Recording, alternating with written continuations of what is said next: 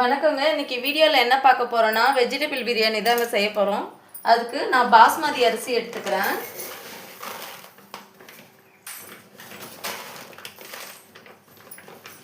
பாஸ்மதி அரிசி இந்த அளவுக்கு எடுத்துக்கோங்க. நம்ம எந்த டம்ளரில் அளக்குறோமோ அதே டம்ளர் அளவுக்கு நம்ம தண்ணி எடுத்துக்கணும். ஒரு டம்ளர் அரிசிக்கு 1.5 கப்பு தண்ணி எடுத்துக்கணுங்க. நான் இப்போது 2 கப்பு சேர்த்துக்க போகிறேன். 2 கப்பு அரிசிக்கு இந்த மாதிரி தலை தட்டி எடுத்துக்கோங்க.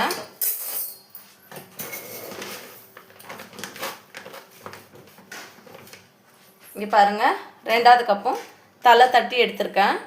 இப்போது இதை நல்லா வாஷ் பண்ணி ஊற வச்சிடலாம். இதை முதல்ல வாஷ் பண்ணி ஊற வைக்கணுங்க. ஊற வச்சுட்டு வாஷ் பண்ணிங்களான்னா அரிசி உடஞ்சிரும், அப்புறம் சாதம் குழஞ்சி வந்துடும். அதனால் நான் ஃபஸ்ட்டே கழுவி ஊற வச்சு காட்டுறேன் பாருங்கள். இப்போ பாருங்கள், நல்லா அரிசியை கழுவி ஊற வச்சிடுறேன். ஒரு 1/2 அன் ஹவர் ஊறட்டும். வெஜிடபிளுக்கு பிரியாணிக்கு தேவையான இது ஐட்டம் எடுத்துருக்கேங்க. இப்போ பாருங்கள், 2 பச்சை மிளகாய் எடுத்திருக்கேன் காரத்துக்கு, 3 மீடியம் சைஸ் தக்காளி எடுத்திருக்கேன், 2 கேரட் எடுத்திருக்கேன், பீன்ஸ் கொஞ்சம் எடுத்திருக்கேங்க, ஒரு பெரிய சைஸ் ஆனியன் எடுத்திருக்கேன், அதுக்கப்புறம் 2 பூண்டு எடுத்திருக்கேன், கொஞ்சம் இஞ்சி எடுத்திருக்கேங்க. இப்போ இதெல்லாம் சுத்தமாக வாஷ் பண்ணி எடுத்திருக்கேன். அரிசி ஊறத்துக்குள்ளே இதை கட் பண்ணி ரெடி பண்ணிக்கலாங்க. இப்போ பாருங்கள், எல்லாத்தையும் ரெடி பண்ணி எடுத்துக்கிட்டேன். நான் பீன்ஸு கேரட்டு கட் பண்ணி எடுத்துட்டேன், சுத்தமாக வாஷ் பண்ணி. இஞ்சி பூண்டு பேஸ்ட் ரெடி பண்ணி எடுத்துருக்கேன். வெங்காயம், பெரிய சைஸ் வெங்காயமும் 2 பச்சை மிளகாவும் கட் பண்ணி எடுத்துருக்கேன். 3 மீடியம் சைஸ் தக்காளி பெரிய சைஸில் கட் பண்ணியிருக்கேன். கொத்தமல்லி புதினா எடுத்துக்கணும். என்கிட்ட கொத்தமல்லி இல்லை, அதனால் நான் புதினா மட்டும் கொஞ்சம் எடுத்துருக்கேங்க. இது தாளிக்கிறதுக்கு தேவையான அளவுக்கு ஒரு 5 கிராம்பு, ஒரு 4 ஏலக்காய், ஒரு அன்னாச்சி பூவு, பட்டை கொஞ்சம் எடுத்துருக்கேங்க. 2 கப்பு அரிசிக்கு இதுவே போதுமானது. இதை விட அதிகமாக போட்டிங்களான்னா அந்த டேஸ்ட் மாறிடும்.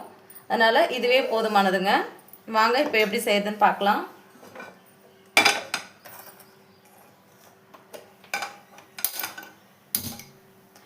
இப்போது நான் நல்லெண்ணெயில் தாங்க செய்ய போகிறேன். ஒரு 100 கிராம் நல்லெண்ணெய் சேர்த்துக்க போகிறேங்க.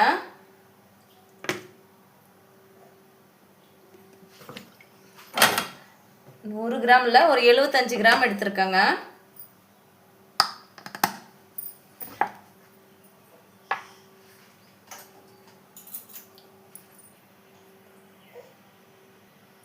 இதில் கொஞ்சமாக நெய் சேர்த்துக்க போகிறேங்க, ஒரு 1/4 டீஸ்பூன் அளவுக்கு.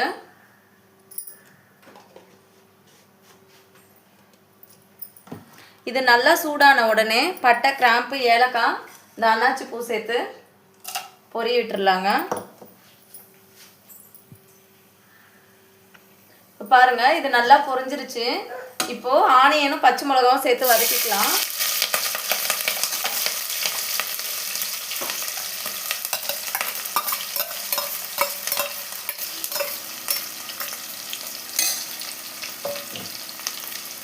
ஒரு பிரியாணி இலை சேர்த்துக்குங்க, நான் மறந்துட்டேன்.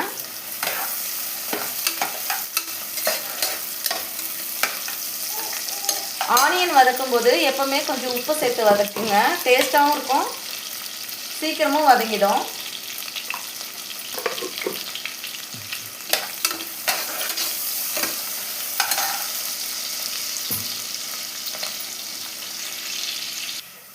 இங்கே பாருங்கள், ஆனியனும் பச்சை மிளகாவும் நல்லா ப்ரௌனிஷாக வதங்கிருச்சு.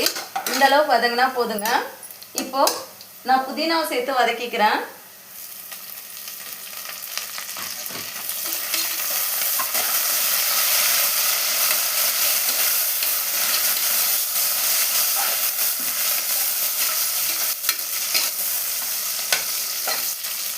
நீங்கள் கொத்தமல்லி இருந்தால் கொத்தமல்லி சேர்த்து வதக்கிக்கங்க, நல்லா வாசனையாக இருக்கும். இப்போது இஞ்சி பூண்டு பேஸ்ட்டு அரைச்சி வச்சுருக்கேன் பாருங்கள், இதை சேர்த்துக்கிறேன்.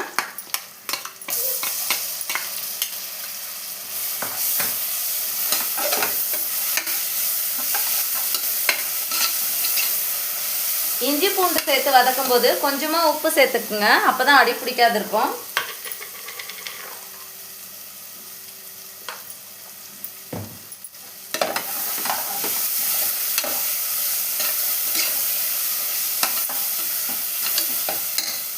இப்போது வெட்டி வச்ச காய்கறியை சேர்த்துக்கலாம். காய்கறிக்கு தேவையான அளவுக்கு கொஞ்சமாக உப்பு சேர்த்துக்கலாம். கொஞ்சமாக உப்பு சேர்த்து வதக்குனீங்களன்னா டேஸ்ட்டாக இருக்கும்.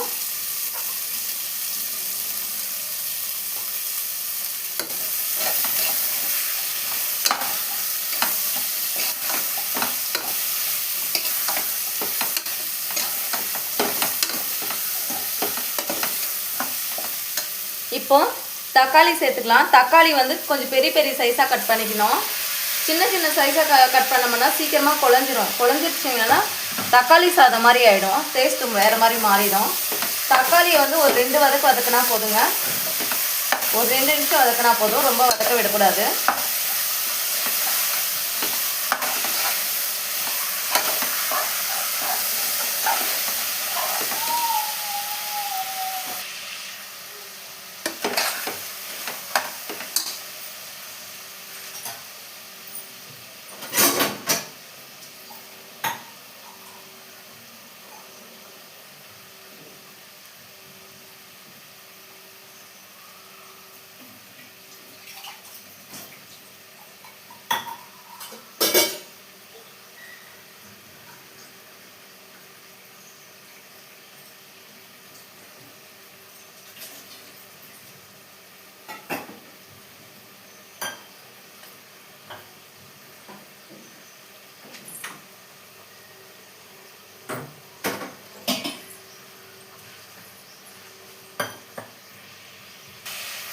இங்கே பாருங்கள், அடி பிடிக்காமல் எப்படி வதங்கிருக்கு.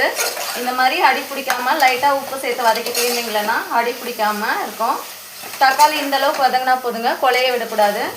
இப்போது 2 கப்பு அரிசிக்கு நான் 3 கப்பு தண்ணி சேர்த்துக்கிறேங்க. 1 கப்புக்கு 1.5 கப்பு அளவு தண்ணிங்க. இங்கே பாருங்கள், நான் 1 கப்பு எடுத்துக்கிட்டேன்.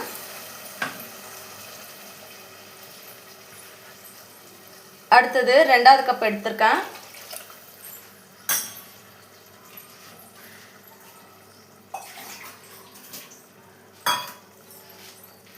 அடுத்தது 3வது கப்பு தண்ணி.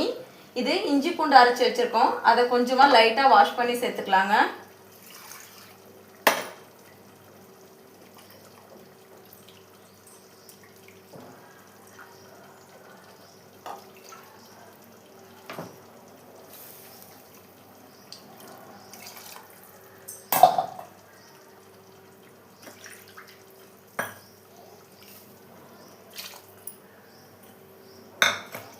நான் மொத்தம் 3 கப்பு தண்ணி சேர்த்துருக்கேங்க.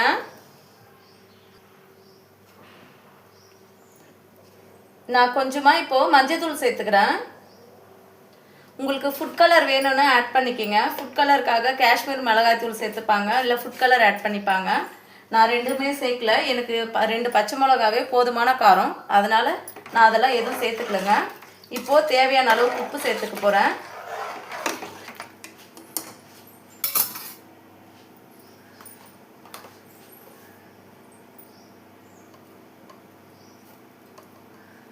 இப்போது தேவையான அளவுக்கு உப்பு சேர்த்துட்டேன். இப்போது இது நல்லா கொதிக்கிட்டுங்க. நல்லா கொதி வந்ததுக்கப்புறம் தாங்க அரிசி போடணும். கொதிக்கிறதுக்கு முன்னாடியே அரிசி போட்டிங்களன்னா சாப்பாடு வந்து உதிரி உதிரியாக கிடைக்காம குழஞ்சி போயிடும். அதனால் ஒரு 2 நிமிஷம் மூடி இப்படி வச்சு விடுவோம். தண்ணி நல்லா கொதிக்கிட்டோம்.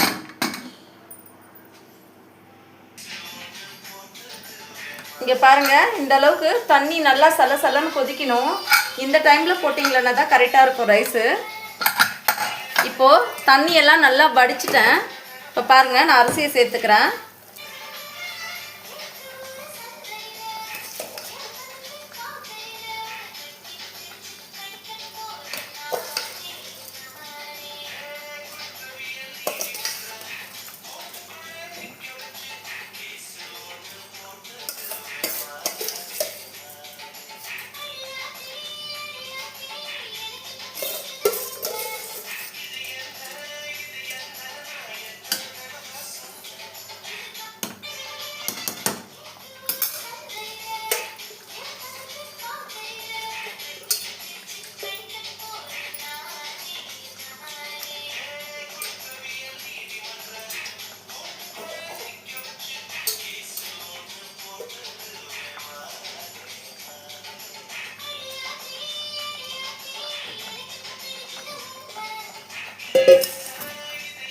பாருங்கள் எல்லா அரிசியும் சேர்த்துட்டேன்.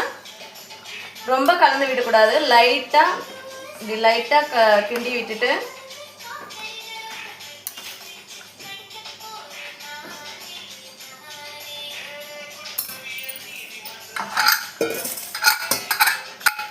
இப்போ மூடி போட்டு விட்டுடலாம்.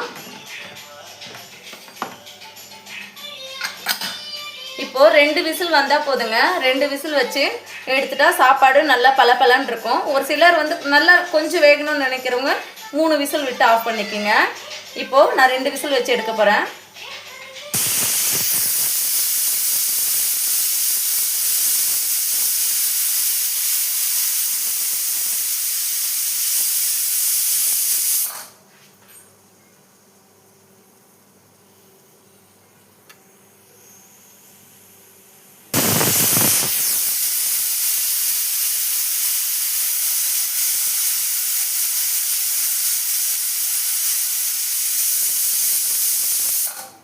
இப்போ பாருங்க 2 விசில் வந்துருச்சு.